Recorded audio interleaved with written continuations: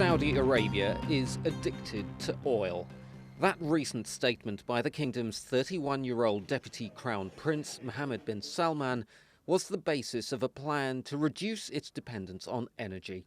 The proposals form the most extensive economic transformation Saudi Arabia has undertaken in decades, and the planned sale of a small part of state oil firm Saudi Aramco could become the world's biggest ever stock market flotation. Abdul Rahman al-Zamil is the head of one of Saudi Arabia's oldest conglomerates and also an advisor to Prince Mohammed.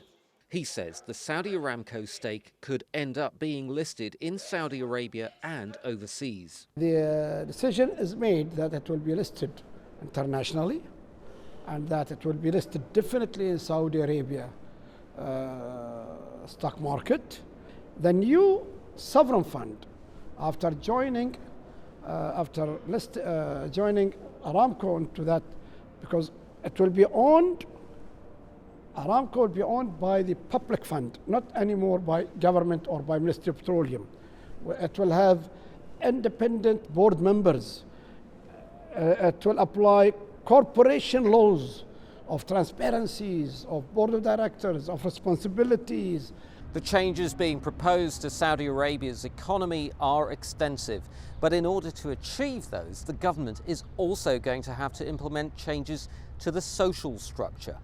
It would mean allowing in more foreigners, both as tourists and in influential roles in the private sector, and a greater role for women in the workplace. I asked al-Zamil what challenges the government has faced in implementing its plans.